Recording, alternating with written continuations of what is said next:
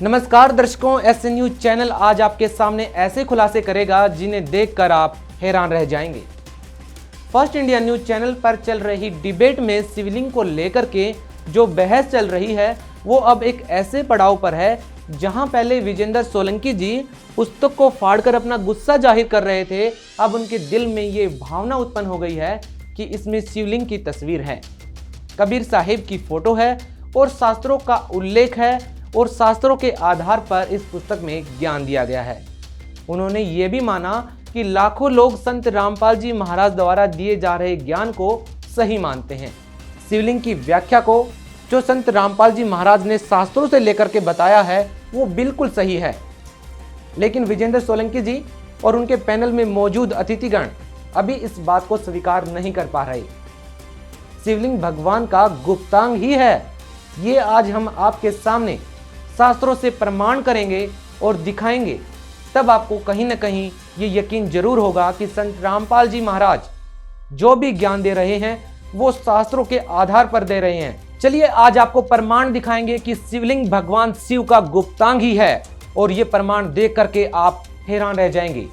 देखिए शिव महापुराण कोटि रुद्र संहिता अध्याय 12 से संत रामपाल जी महाराज ने क्या प्रमाण दिखाया है, देखिए।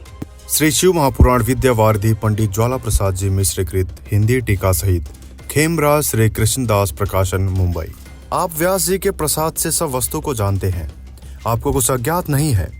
इस कारण हम आपसे पूछते हैं, संसार में उन लिंगों की पूजा होती है जो आपने पहले बताए, सो उसका कारण वही है, क्या और कोई इसका कारण है? हे सूत जी, लोक में शिव की प्रिया पार्वती जो बाण रूपा कही है, सो इसका क्या कारण है? आपने जैसा सुना है वैसा कहो। सूत जी बोले, हे ब्राह्मणों, हे श्रेष्ठ ऋषियों, मैंने व्यास जी से जो कल्प भेद की कथा सुनी है उसी को आज तुमसे कहता हूँ, सो सुनो। पहले दारुवन में ब्राह्मणों का जो वृतांत हुआ सो अब अच्छी प्रकार सुनो, जैसे मैंने सुना है वैसा कहता हूँ।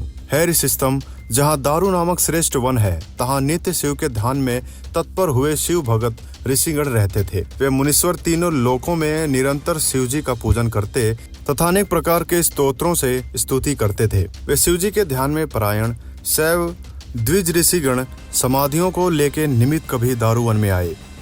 इस अंतर में साक्षात नीललोहित शंकर विकट रूप धारण करके उनकी परीक्षा के निमित्त प्राप्त हुए। साक्षात दिगंबर अति तेजस्वी विभूति भूषण से शोभायमान कामियों के समान चेष्टा को किए, हाथ में ज्योतिर्लिंग को धारण किए। स्वयं भक्तों से प्रसन्न हुए शिवजी मन से उन वनवासी मुनियों की भलाई करने को प्रसन्नता से उस वन में प्राप्त हुए। उनको देखकर ऋषि पत्नी परम त्रास को प्राप्त हो व्याकुल हुए तथा कोई विस्मित हो वहां आई तथा कोई हाथ पकड़ के परस्पर आलिंगन करने लगी। इस प्रकार वे स्त्रियां परस्पर आलिंगन करने से अति प्रसन्न हुई।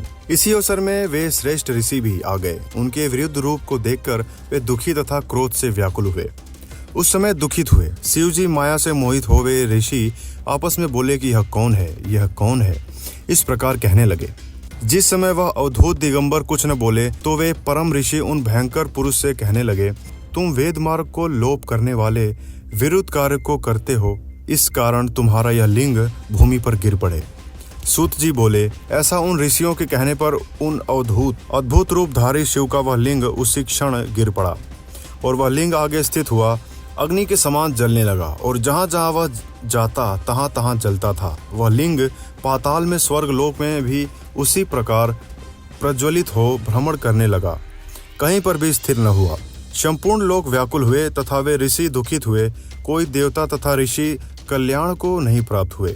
जिन्होंने शिवजी को नहीं जाना वे संपूर्ण देवर्षि दुखित हुए, परस्पर मिलकर तत्काल ब्रह्मा की शरण में गए। वहां जाकर वे सब ऋषि आदि ब्रह्मा को नमस्कार कर तथा उनकी स्तुति करके सृष्टि करने वाले ब्रह्मा जी से वह वृतांत कहने लगे। ब्रह्मा जी उनके वचन को सुन के शिवजी माया से मोहित हुए।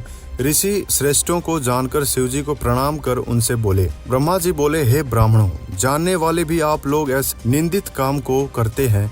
यदि बिना जानने वाले ऐसा करें तो कोई कहने की बात नहीं है। इस प्रकार शिव देव से विरोध करके कौन पुरुष अपनी कुशलता चाहता है? जो मनुष्य मध्याह्न समय में प्राप्त हुए अध्यांगत का सत्कार नहीं करता है तो वह अतिथि उसके पुण्य को लेकर तथा उसे अपने पापों को देकर लौट जाता है।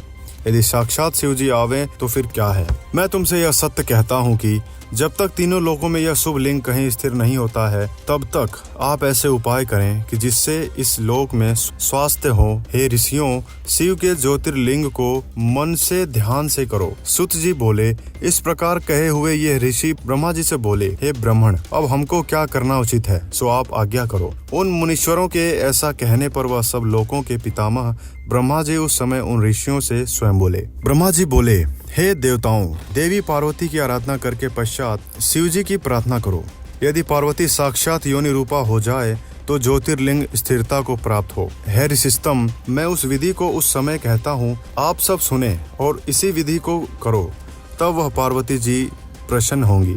एक गढ़ को स्थापन करके उत्तम 8 दल करके दुर्वा जौ के अंकुरों सहित उसमें तीर्थों के जल को भरो। तत्पश्चात वेद मंत्रों से उस कलश को सेचन कर शास्त्रोक्त विधि से शिव का स्मरण करने से उसकी पूजा करो। शतरुद्रीय मंत्रों से उस कलश के जल से उस लिंग को स्नान कराए। उक्त मंत्रों से मार्जन करके शांति को प्राप्त हो। फिर योनि रूप वाली गिरिजा तथा बाण को स्थापन कर वहां उसी लिंग का स्थापन और मार्जन करो और सुगंध तथा चंदनों से पुष्प, धूल, दीप, नैवेद्य आदि पूजा से परमेश्वर शिव को संतुष्ट करो। प्रणाम तथा पुण्य स्तुतियों से, बाजे गानों से धूम कर मंगलाचरण करो। तत्पश्चात जय का उच्चारण कर यह प्रार्थना करो कि हे देवेश, हे संसार को प्रसन्न करने वाले, आप प्रसन्न हो। आप संसार के कर्ता हैं तथा पालन करने वाले हैं। आप ही अविनाशी हैं, संहार करने वाले हैं। हे महेश्वर, आप संसार के आदि हैं तथा जगत के उत्पन्न करने वाले, संसार के अंतर्यामी हैं। आप शांत हो तथा संपूर्ण लोकों को पालन करो। इस विधि के करने पर निसंदेह स्वास्थ्य होगा। तीनों लोकों में विकार यानी उत्पात न होगा, किंतु सुख होगा। सुत जी बोले, ऐसा सुनकर वे देवता तथा ऋषि ब्रह्मा जी को प्रणाम करके सब लोकों के सुख की इच्छा से उन शिवजी की शरण को प्राप्त हुए। उस समय परम भक्ति से पूजित और सत्कार किए हुए शिवजी अति प्रसन्न होकर उन ऋषियों से बोले। महादेव जी बोले, हे संपूर्ण देवताओं, हे ऋषियों, आप सब मेरे वचन को आदर से सुनो। यदि मेरा ज्योतिर्लिंग योनि रूप में धारण किया जाए तो सुख होगा।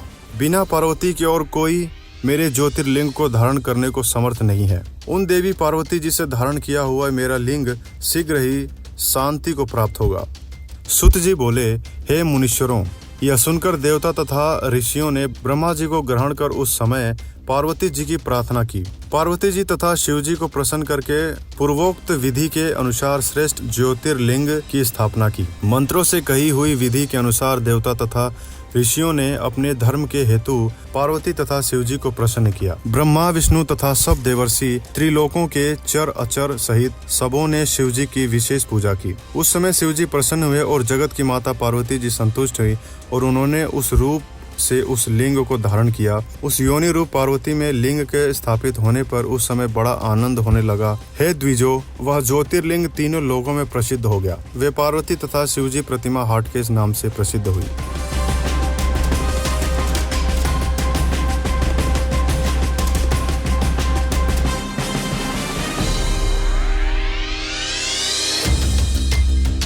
ये वही देवी भागवत गीता प्रेस गोरखपुर से प्रकाशित। संपादक हनुमान प्रसाद पोदार, चिमनलाल गोस्वामी। और देखना इस पे 123 पृष्ठ पे, तीसरा स्कंद 123 पृष्ठ पे विष्णु जी अपनी माता दुर्गा की महिमा गा रहे हैं और अपनी सतीथि बता रहे हैं। तुम शुद्ध स्वरूपा हो, ये सारा संसार तुम्ही से उद्भासित हो रहा है। मैं ब्रह्मा, विष्णु, मैं माने विष्णु, ब्रह्मा और शंकर, हम सभी तुम्हारी कृपा से विद्यमान हैं। हमारा आविर्भाव मन जन्म, तिरोभाव मन मृत्यु हुआ करता है। केवल तुम ही नित्य हो, जगत जननी हो, प्रकृति और सनातनी देवी हो। ये प्रकृति शब्द भी याद रखना, आपका गीता जी में काम आएगा। जो 14वें अध्याय में दास आपको बताएगा कि प्रकृति से उत्पन्न तीनों गुण, रजगुण, ब्रह्मा, सतगुण, विष्णु, तम गुण, शिव जी, ये जीव को कर्मानुसार फंसाए रखते हैं। प्रकृति माने दुर्गा। 14वें अध्याय के 3, 4, 5 श्लोक में लिखा है कि प्रकृति मेरी पत्नी है, मैं पति हूँ इसका, इसके पेट में जीव स्थापित करता हूँ जिससे सब जीवों की उत्पत्ति होती है। विष्णु जी कह रहे हैं कि मैं ब्रह्मा और शंकर हम सभी तुम्हारी कृपा से विद्यमान है। हमारा आविर्भाव मन जन्म, तिरोभाव मन मृत्यु हुआ करता है। केवल तुम ही नित्य हो, जगत जननी हो, प्रकृति हो, सनातनी देवी हो। इसी का समर्थन भगवान शंकर कहते हैं। भगवान शंकर बोले, देवी यदि महाभाग विष्णु तुम्ही से प्रकट हुए हैं यानी उत्पन्न हुए हैं, तो उनके बाद उत्पन्न होने वाले ब्रह्मा भी तुम्हारे ही बालक हुए। फिर मैं तुमको लीला करने वाला शंकर क्या तुम्हारी संतान नहीं हुआ? इति सिद्धम के ब्रह्मा विष्णु महेश नासवान है, दुर्गा इनकी माता है। मुझे भी उत्पन्न करने वाली तुम ही हो शिवे। संपूर्ण संसार की सृष्टि करने में तुम बड़ी चतुर हो। इस संसार की सृष्टि, स्थिति और संहार में तुम्हारे गुण सदा समर्थ हैं। उन्हीं तीनों गुणों से उत्पन्न हम ब्रह्मा विष्णु एवं शंकर नियमा अनुसार कार्य में तत्पर रहते हैं। इससे सिद्ध हो गया रजगुण ब्रह्मा, सतगुण विष्णु, तमगुण शिव जी। और ये केवल नियमित काम कर सकते हैं, जैसा वर्क डन, इसमें कोई परिवर्तन ये नहीं कर सकते। इस पवित्र पुराण के इन चंद पंक्तियों ने ये स्पष्ट कर दिया, 4 कंसेप्ट क्लियर कर दिए। एक तो ये है कि ब्रह्मा विष्णु महेश नासवान, इनकी जन्म मृत्यु होती है। दूसरा ये हो गया कि दुर्गा इनकी माता है। तीसरा ये हो गया कि रजगुण ब्रह्मा, सतगुण विष्णु, तमगुण शिव जी।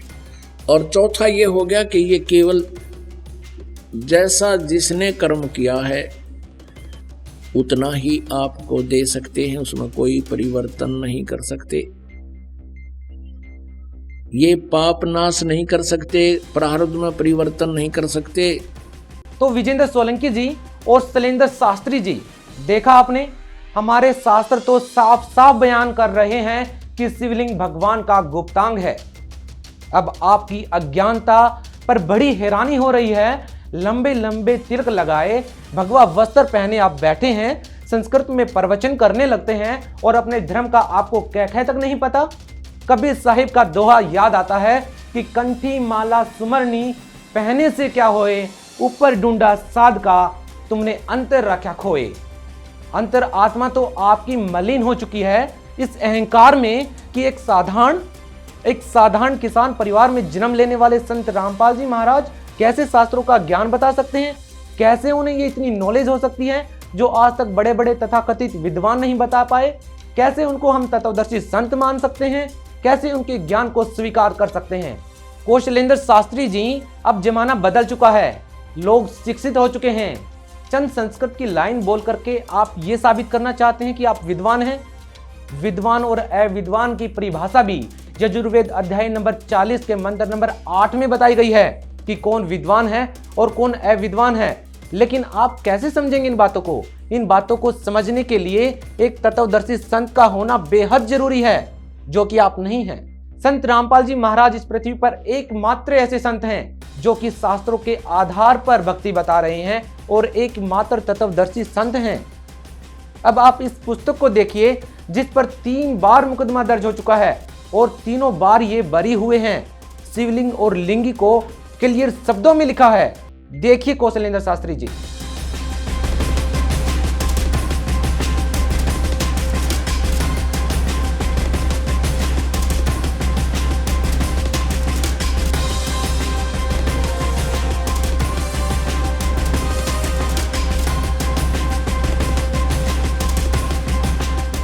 दर्शकों, आपके सामने कौशलेंद्र शास्त्री जी के एक और झूठ को एक्सपोज करते हैं। कौशलेंद्र शास्त्री जी ने डिबेट के दौरान कहा था कि चलिए मान लेते हैं कि शिवलिंग भगवान का गुप्तांग है, लेकिन ऐसा कोई आकार नहीं है कि जिससे ये कहा जाए कि शिवलिंग जो है वो भगवान शिव का गुप्तांग है। पहले आपको कौशलेंद्र शास्त्री जी की ये वीडियो दिखाते हैं जिससे आपको सब कुछ क्लियर हो जाएगा। देखिए ये वीडियो। और यदि 1 मिनट के लिए उनकी बात को हम मान लेते हैं, वो कह रहे हैं कि साहब ये तो पुरुष जननेंद्रिय है। अरे पुरुष जननेंद्रिय है तो उसमें जननेंद्रिय की कोई आकृति नहीं है। वह जो शिवलिंग है उस शिवलिंग की किसी प्रकार की आकृति नहीं है, वह लिंगाकृति को प्राप्त नहीं है। वह लिंग शब्द का अर्थ क्या है? प्रारूप। लिंग शब्द का क्या तात्पर्य है? चिन्ह। सोलंकी जी एक तरफ हम और चलते हैं। हमारे यहाँ लिंग शरीर कहते हैं। लिंग शरीर का क्या तात्पर्य है? यदि थोड़ा सा वेदांत पढ़ लिया होता रामपाल जी ने जगत गुरु शंकराचार्य जी का, तो वह सूक्ष्म शरीर को लिंग कहते हैं, लिंग शरीर कहते हैं। लिंग शरीर और स्थूल शरीर 2 शरीर होते हैं वेदांत में। कौशलेंद्र शास्त्री जी, अब आपको मथुरा के इस म्यूजियम में रखे इस शिवलिंग को देख लेना चाहिए। और अब आप सोच करके बताइए, देख करके बताइए कि क्या ये जो गुप्तांग है, इसका जो आकार है, वो आपको क्या सोचने पर मजबूर करता है। और क्या आप सोच रहे हैं, क्या ये भगवान शिव का गुप्तांग नहीं है? क्या ये आकार नहीं है भगवान शिव के गुप्तांग का? थोड़ी बहुत शर्म आपको आनी चाहिए कि कैसे लाखों वर्षों से चली आ रही पूजा को आप एक झटके में नकार रहे हैं कि भगवान जो शिवलिंग है वो भगवान का गुप्तांग नहीं है। बड़ी हैरानी होती है आप लोग जो कि तथाकथित विद्वान बनकर के पैनल में बैठे हैं और जनता को ज्ञान बांट रहे हैं। तो दर्शकों, हम आपके सामने कौशलेंद्र शास्त्री के एक और झूठ का पर्दाफाश करने वाले हैं। सबसे पहले आपको एक क्लिप दिखा देते हैं, पहले ये क्लिप देख लीजिएगा, उसके बाद हम आपको एक्सपोज वीडियो भी दिखाएंगे। जी हाँ, ये देखिए कौशलेंद्र शास्त्री की ये वीडियो। कौशलेंद्र दास जी, मैं उम्मीद करूंगा कि सर संस्कृत के जिन शब्दों को लेकर हम व्याख्यान कर रहे हैं उसको आप आगे बढ़ाएं। जी देखिए, जिस तरह की बात उन लोगों ने कही है वो न केवल अस्वीकार्य है बल्कि हास्यास्पद भी है। मैं भी बता रहा था कि वामन शिवराम आप्टे का जो संस्कृत शब्दकोश है वह सर्वाधिक प्रामाणिक शब्दकोश है और मैं उसको पढ़ रहा हूँ। वहाँ लिंग शब्द का क्या अर्थ है वो आप देखिए। वे लिख रहे हैं निशान, चिन्ह, निशानी, प्रारूप, बिल्ला, प्रतीक, विभेदक, चिन्ह, लक्षण। ये देखिए, ये अब ये वही नहीं लिख रहे हैं, महाकवि कालिदास अपने रघुवंश में प्रयोग कर रहे हैं, यति पार्थिव लिंग धारिणौ। एक बात, मोनियर विलियम्स ने 1851 में जो इंग्लिश संस्कृत डिक्शनरी कंपाइल करी उसमें जो लिंग शब्द का अर्थ मोनियर विलियम्स लिख रहे हैं वो लिख रहे हैं ए mark, a sport, A sign, A token, A beige. अब आप देखिए, ऐसा नहीं है कि इस शब्द को लिंगी शब्द की हमारे यहाँ इतनी चर्चा है सोलंकी जी कि मुझे जानकर क्या आश्चर्य हो रहा। दर्शकों, सबसे पहले हमने सोचा कि कल डिबेट के दौरान कौशलेंद्र शास्त्री जी जिस लिंग शब्द की व्याख्या कर रहे हैं और टीवी पर जो दिखाया जा रहा है वो शायद गलती से एडिटर ने कुछ और दिखा दिया। लेकिन अब हमें पता चलता है जब हमने वामन शिवराम आप्टे के संस्कृत और हिंदी शब्दकोश को खंगाला और जो सच्चाई निकलकर सामने आई तो कौशलेंद्र शास्त्री के एक और चालाकी का पर्दाफाश हुआ कि वो जानबूझकर वो संस्कृत हिंदी शब्दकोश नहीं दिखाना चाहते थे, क्योंकि वो जो सच छिपाना चाहते थे वो आज आपके सामने ऐसे न्यूज रखने जा रहा है।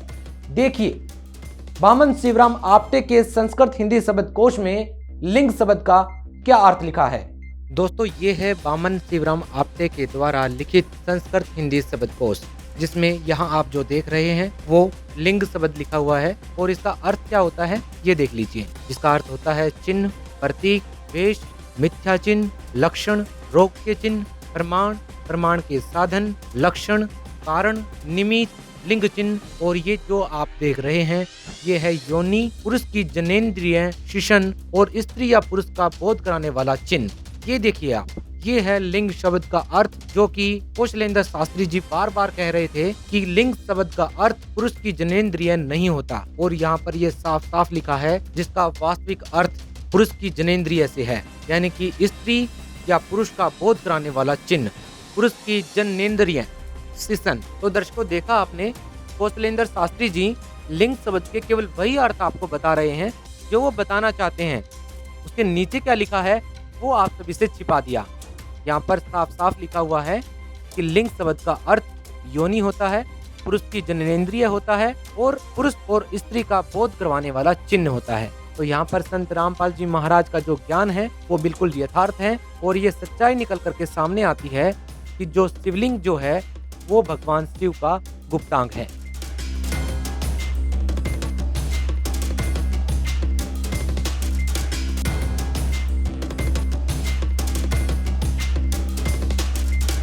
तो विजेंद्र सोलंकी जैसे तमाम उन एंकर्स को हम ये संदेश देना चाहते हैं कि संत रामपाल जी महाराज के किसी भी लिटरेचर पर जब आप सवाल उठाएं, संत रामपाल जी महाराज के ज्ञान पर जब आप सवाल उठाएं, तो आप एक बार अपने ही धर्म के शास्त्रों को खंगाल कर जरूर देख लें, क्योंकि हम आपके सामने ये दावे के साथ कह सकते हैं कि संत रामपाल जी महाराज ने एक एक शब्द शास्त्रों के आधार पर लिखा है।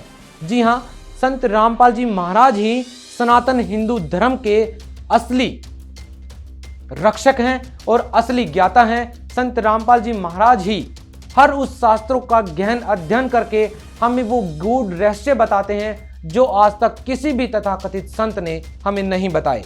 चाहे वो बाइबल है, चाहे वो कुरान शरीफ है, चाहे हमारे पवित्र चारों वेद हैं, चाहे गीता जी हैं, हर एक शास्त्र को संत रामपाल जी महाराज ने गहनता के साथ अध्ययन किया है और तब जाकर के हमारे सामने जो पुस्तकें आती हैं वो उन शास्त्रों का सार हैं, निचोड़ हैं, ताकि संक्षिप्त में आपको अपने धर्म की जो जानकारी है वो मिल सके, आपको यथार्थ वो मंत्र मिल सकें जिन मंत्रों के करने से साधक को लाभ होते हैं। आप उन षड्यंत्रकारी लोगों से बचें क्योंकि वो नहीं चाहते कि भगत समाज सही भक्ति करे।